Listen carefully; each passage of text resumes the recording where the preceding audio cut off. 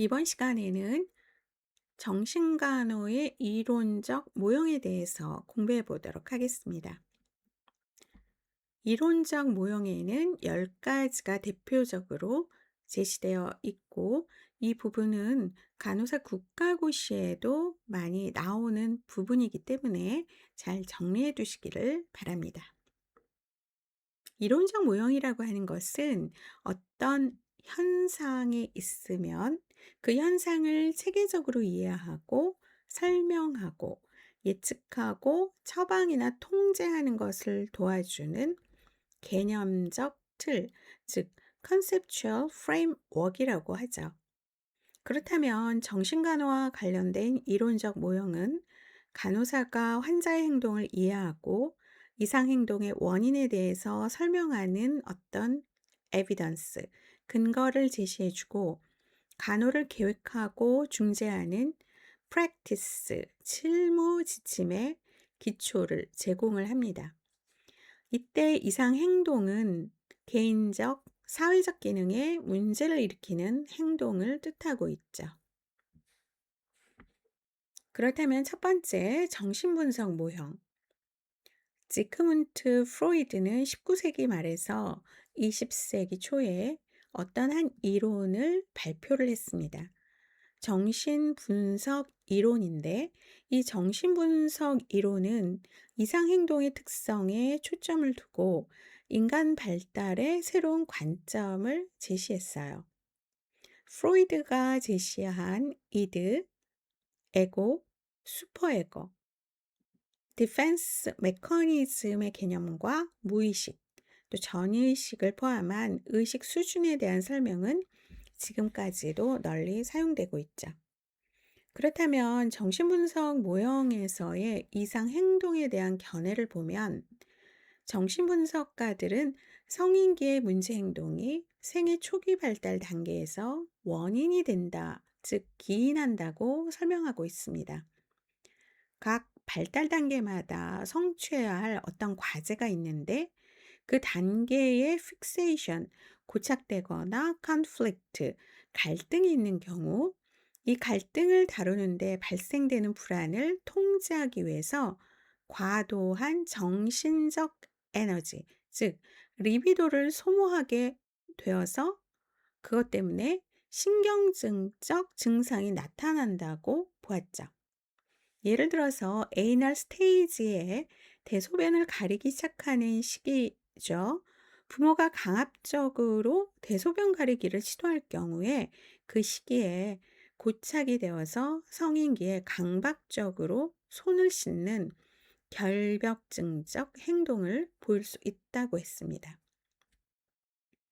정신분석 모형에서 치료 과정을 보면 환자의 이상 행동과 무의식적 동기를 해석해 줌으로써 이때 환자가 자신의 행동을 이해하고 성격을 reconstruction, 재구축하도록 돕는다고 했는데 이 치료 과정에서 사용하는 기법이 두 가지입니다. 하나는 자유연상이고 두 번째는 꿈의 분석. 자유연상 free association이라고 하는 것은 환자가 머릿속에 떠오르는 생각을 의식적인 검토나 검열 없이 떠오르는 대로 언어화하는 것을 말하죠. 환자의 무의식 속에 억압된 고통스러운 기억은 어떤 레지스턴스, 저항을 불러일으켜 자유연상을 차단하기도 하는데, 이때 저항은 불안을 야기시키는 정보가 의식으로 나오게 되면 고통스럽기 때문에 의식으로 나오지 않도록 막는 무의식적 행동을 말하고 있습니다. 꿈의 분석은 수면 중에는 방어가 약해진다는 것을 이용해서 꿈속에 숨어 있는 무의식적 동기를 분석해서 환자의 해결되지 않는 문제들에 대한 통찰력을 얻도록 돕는 방법이죠. 이때 환자와 치료자의 인터랙션 상호작용에서 트랜스퍼런스와 카운터 트랜스퍼런스가 일어나는데 전이와 역전이입니다. 트랜스퍼런스, 전이는 환자가 치료자에게 긍정적, 또는 부정적으로 강한 느낌을 갖는 것을 말하는데, 이 느낌은 치료자의 현재 행동이나 특성과는 관계가 없어요. 환자에게 과거에 중요했던 사람, 일반적으로는 이제 부모에 대한 반응을 나타내는 것이죠. 불안을 감소시키기 위한 시도입니다. 강한 긍정적인 트랜스퍼런스가 있을 때에는 치료에 만족해요. 그래서 치료자의 해석을 받아들이는데, 반면에 강한 부정적 전이는 저항, 레지스턴스를 불러일으켜서 치료에 방해가 된다고 했습니다. 치료자는 일시적으로 환자의 생애 초기 경험에서 중요했던 사람으로 대치될 수 있기 때문에, 어떤 해결을 하지 못했던 과거의 컨플릭트, 갈등을 끌어들여서 해결하게 함으로써 성숙한 성인으로의 기능할 수 있도록 도와야 한다는 거죠. 반면에 카운터 트랜스퍼런스, 역전이는 치료자가 환자에 대해 갖는 느낌을 말하는데, 사랑과 돌봄에 대한 강한 반응, 증오와 적대감에 대한 강한 반응, 대상자의 저항 행위에 대한 강한 불안 반응 등이 있습니다. 만약 치료자가 환자에 대해 갖는 역전의 반응을 인식하지 못하거나 제대로 다루지 못하면 치료에 방해가 될 수 있죠. 환자와 치료자의 역할을 보면, 환자는 능동적인 참여자가 되어야 돼요. 그래서 떠오르는 대로 모든 생각을 표현하고 모든 꿈을 묘사해야 하고, 치료자의 역할은 shadow person, 그림자 사람이라고 해서 음영자 역할을 합니다. 치료자는 환자에게 개인적인 감정이나 정보 등 어떤 것도 표현하지 않아야 하고, 자유 연상이 잘 되도록 환자를 편안한 의자에 준비시키고, 치료자는 환자의 시야 밖에 앉아서 비언어적으로만 격려하고 환자에게 영향을 미치지 않도록 하는데, 이때 만약에 언어적 반응이 나온다면 흐름을 방해하지 않는 수준이죠. 예를 들어서 "아, 네. 계속하세요. 좀 더 이야기하세요." 이렇게 간결하게 사용을 합니다. 환자의 반응에 대해서 치료자가 해석을 제공할 수도 있는데, 이때 치료자의 해석에 대해서 환자가 받아들일 수도 있고 그렇지 않을 수도 있습니다. 하지만 치료가 끝나는 시점에는 치료자에 대한 갈등과 의존 욕구를 해결함으로써 치료자를 현실적으로 볼 수 있어야 합니다. 정신분석가를 대표적으로 보면 프로이드 외에 융이 있고, 에릭슨, 안나 프로이드, 클라인, 호나이, 프롬, 라이히만, 매닝거가 있습니다. 융은 집합적 무의식, collective unconsciousness라는 개념을 도입했고, 에릭슨은 프로이드의 정신성 발달 이론을 확장시켰죠. 그래서 생애 전주기를 포함을 했고, 프로이드의 딸인 안나 프로이드는 정신분석 이론을 아동 심리 영역까지 확대하고 디펜스 메커니즘, 방어 기제의 개념을 발달시켰고, 클라인은 놀이요법의 발달을 통해서 정신분석 기술을 아동 치료에 확대시켰습니다. 호나이는 프로이드의 여성성 심리의 관점을 거부하고 문화와 대인관계 요소라는 점에 초점을 두었고, From 라이히만은 정신증 환자에게 정신분석 기법을 이용했고, 매닝거는 정신기능의 역동적 평형과 대처 개념, 코핑 컨셉을 적용했습니다. 두 번째는 대인관계 모형.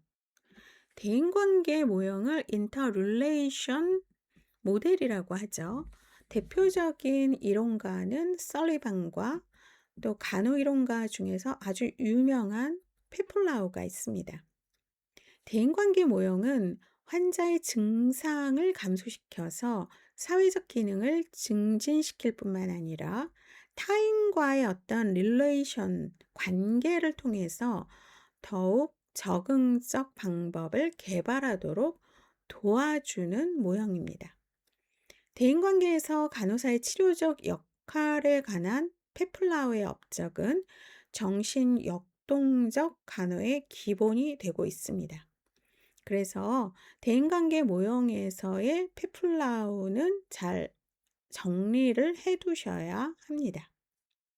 그렇다면 대인관계 모형에서 이상 행동에 대한 견해를 보면 프로이드를 중심으로 하는 정신분석학적 이론이 개인의 정신내적 경험을 강조하는 데 비해서 대인관계 이론가들은 인간의 행동이 상호관계 내에서 발전한다고 믿었어요. 또한 사회적 상호관계의 경험을 강조했습니다. 설리반 역시 프로이드처럼 심리적 발달 경과를 추적했는데 그에 따르면 인간의 행동은 만족감에 대한 어떤 욕구와 안정을 위한 욕구에서 비롯이 됐는데 만족감은 예를 들면 식욕, 수면, 성욕, 애정에 대한 욕구 등 기본적인 욕구가 충족될 때 얻어지고 또한 개인적 가치, value가 사회적 규범이나 문화적 요구와 일치할 때 안정된다라고 제시했죠. 그렇기 때문에 개인의 자기 체계가 만족감이나 안정 욕구를 해결하려는데 방해를 받는 경우에 정신적으로 상처를 입는다고 보았습니다. 설리반은 생애 초기 경험이 정신 건강에 중요한 영향을 미친다고 강조하면서 아기가 어머니의 불안을 감지하면 성장하면서 겪게 되는 타인의 거절과 연관해서 불안을 갖는다고 했습니다. 또한 어린아이가 비난을 받는 경우 부정적 자기체계가 발달해서 자신을 신뢰할 수 없게 되는데 자기에게 있는 부정적인 면을 다른 사람에게서도 발견하게 되기 때문에 결국 남을 불신하고 의심하게 된다고 했죠. 페플라우는 간호라는 정의를 의미 있고 치료적인 대인관계 과정으로 정의하면서 인간의 기본적인 욕구 충족의 중요성을 언급했으며 건강 상태의 성취와 유지를 위해서는 생리적 욕구와 대인관계 욕구가 해결되어야 한다고 제시했습니다. 그렇다면 치료 과정을 살펴보면 이 대인관계를 제시하는 치료자들도 정신분석가들처럼 환자의 패스트 히스토리, 과거력을 중시했어요. 그런데 특히 발달 과정에서 다른 사람과 건강한 관계를 경험했는가에 이제 초점을 두는데 치료 과정은 대인 관계의 경험을 규정하는 것이죠.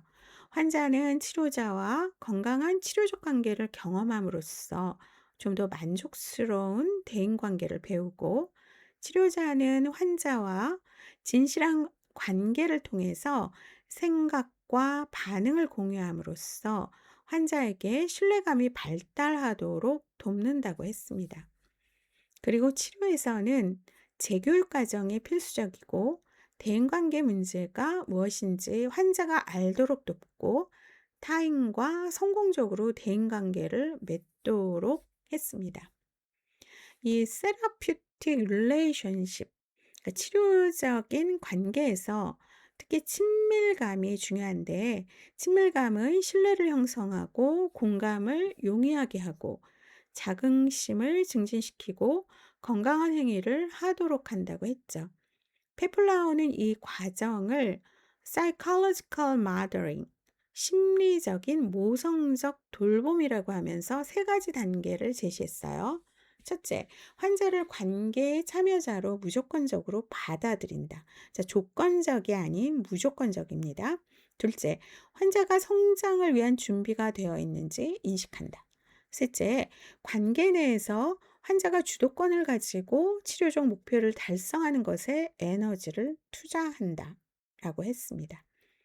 그렇다면 이러한 프로세스는 환자가 만족할 만한 대인 관계를 형성하고 그 안에서 기본 욕구를 해결할 수 있을 때 끝난다고 했고, 치료의 종결도 환자와 치료자가 함께 쉐어해야 한다. 그러니까 공유해야 할 부분이고, 또 이러한 치료적 관계에 의존해 왔던 것에서 벗어나서 사회 속에서 상호 관계를 맺으며 성장의 기회가 될 수 있음을 배우게 된다고 했습니다.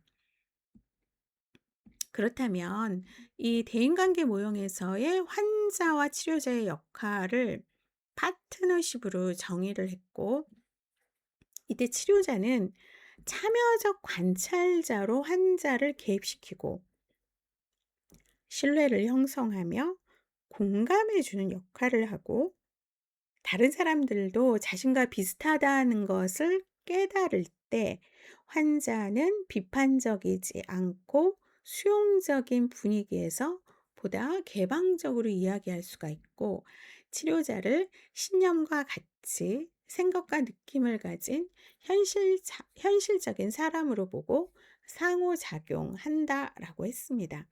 이때 환자의 역할은 치료자와 관심을 공유하고 쉐어하고 최선을 다해서 관계에 참여하는 것이고, 이 관계에서 적응될 수 있을 만큼 성숙해지면 그 경험을 치료 상황 밖에서 타인과의 관계에서의 경험으로 넓힐 수 있다고 했죠. 특히 페플라우가 주장하는 대인관계 이론에 근거한 간호사 역할은 다음과 같습니다. 이방인, 스트레인저. 환자와 간호사가 처음 만났을 때 서로에 의해서 가정되는 역할. 자원인, resource person. 건강 정보를 제공하고 치료나 의학적 계획을 설명하는 역할. teacher, 교육자. 건강관리 체계 내에서의 경험으로부터 학습하고 성장하도록 돕는 역할. 지도자, 리더, 간호과정에 환자가 협동하고 능동적으로 참여하도록 돕는 역할. 대리인, 서로게이트, 전이 현상처럼 과거 환자와 중요한 관계에 있던 사람으로서의 역할. 상담자, 카운셀러, 질병과 관련된 사실과 느낌을 전체 삶의 경험에 통합되도록 돕는 역할입니다. 그래서 간호사의 이 역할에 대해서 잘 정리해 두시기를 바랍니다.